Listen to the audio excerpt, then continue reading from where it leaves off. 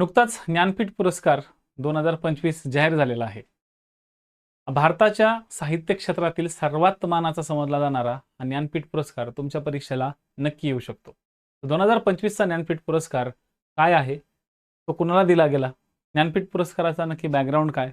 कोणती संस्था देते? आणि ज्ञानपीठ पुरस्कार आतापर्यंत आपल्या महाराष्ट्रातील किती जणांना मिळालेला आहे? याबद्दलची सगळी इन्फॉर्मेशन तुम्हाला या व्हिडिओमध्ये मिळणार आहे. तर ज्ञानपीठ पुरस्कार या ज्ञानपीठ पुरस्काराची 2025 ही जी आवृत्ती आहे किंवा ज्ञानपीठ पुरस्कार 2025 ला दिला गेला तो आतापर्यंतचा 60वा पुरस्कार होता आणि 60वा पुरस्कार जो मिळालेला आहे त्याचा तुम्हाला त्या साहित्यिकांचा तुम्हाला या ठिकाणी पाठ दिसतच आहे. तर वैराम ठीक आहे, वैरामुथू म्हणजे रामस्वामी, आर वैरामुथू किंवा वैरामुथू रामस्वामी यांना 2025 चा पुरस्कार या ठिकाणी दिला गेलेला आहे. आता हे कोणत्या कॅटेगरीमध्ये देण्यात आलेला आहे? तर हा भाषा म्हणजे तमिळ भाषेसाठी देण्यात आलेला आहे. भाषा जी आहे यांची तमिळ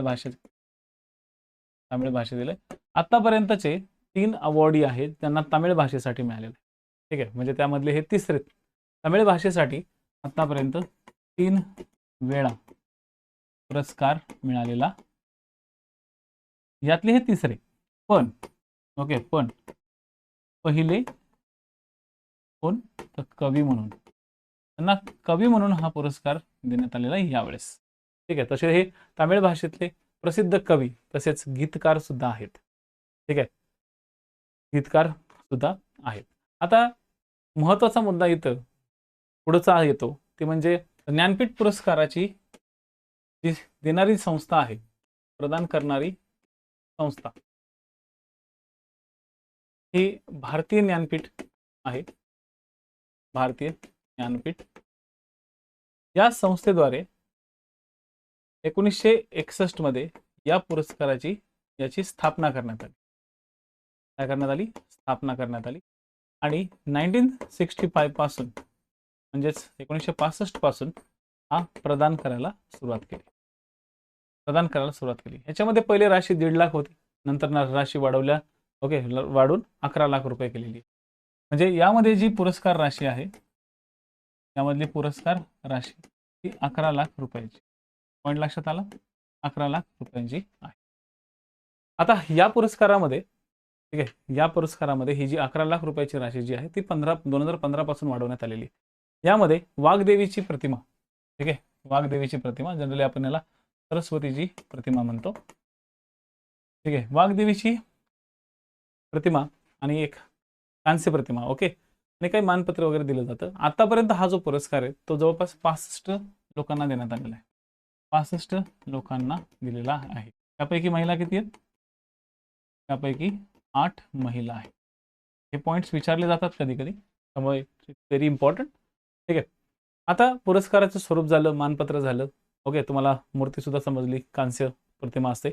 आता या पुरस्काराला प्राप्त करणारे पहिले व्यक्ती कोण, म्हणजे पहिले पुरुष व्यक्ती कोण आणि पहिल्या महिला व्यक्ती कोण, विचारलं जातं हा प्रश्न.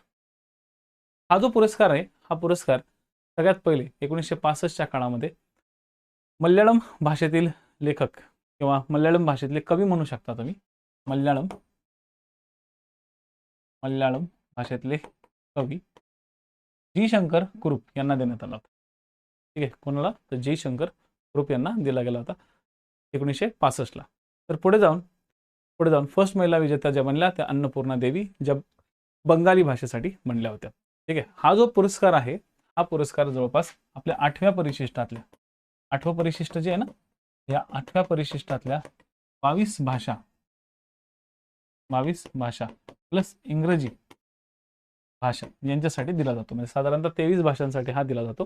हा पुरस्कार मरणोत्तरांत किंवा मेल्यानंतर किंवा मरणोपरांत दिला जात नाही. हा लेखक जिवंत असतानाच दिला जातो.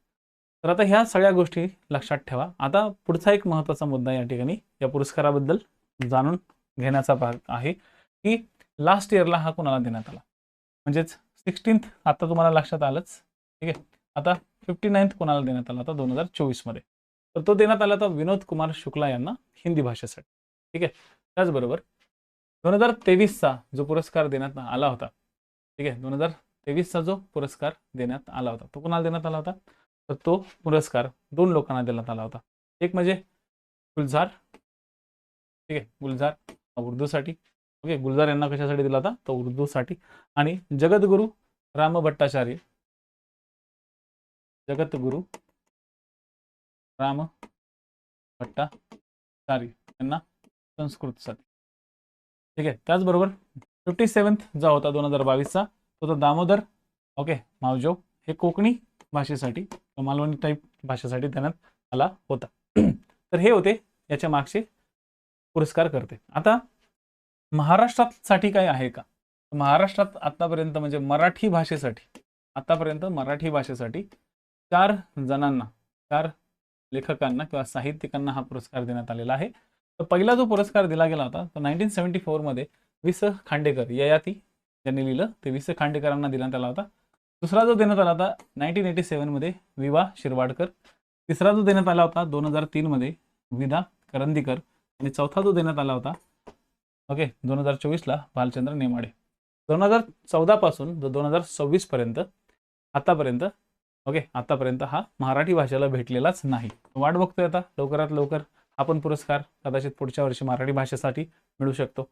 असो, तर ह्या सगळ्या महत्त्वाच्या इन्फॉर्मेशन ज्या की परीक्षाभिमुख आहेत या परीक्षाभिमुख इन्फॉर्मेशन तुम्हाला या ठिकाणी या चॅनलवरती इथून पुढे मिळणार आहेत. तर हा किरण गुरुजी MPSC चॅनल नक्की सबस्क्राईब करा आणि जास्तीत जास्त विद्यार्थ्यांपर्यंत हा व्हिडिओ हाईप करण्याचा प्रयत्न करा, जेणेकरून हा जो एक छोटासा प्रयत्न मी करतोय की जर विद्यार्थ्यांना जे काही स्पर्धा परीक्षेची तयारी करणारे मग ते पोलीस भरतीची असो, तलाठीची असो, टंकलेखकची असो किंवा कंबाईनच्या गट ब गट क किंवा राज्यसेवेची तयारी करणारे इवन बाकीचे जे काही आयोग आहेत किंवा त्यांची सुद्धा तयारी करणारे जे विद्यार्थी आहेत सर्वांसाठी हे करंट अफेअर्सची जी सिरीज आहे ती आपल्या चॅनलवरती इथून पुढे चालू राहणार आहे. दिवसाला तुम्हाला शॉर्ट्सच्या माध्यमातून किंवा महत्त्वपूर्ण अशा माहितीच्या माध्यमातून आम्ही तुम्हाला या ठिकाणी भेटीला येऊ. तर हा जो चॅनल आहे तो नक्की सबस्क्राईब करा आणि अलर्ट राहा. ठीक आहे. Thank you so much. जय हिंद, जय महाराष्ट्र.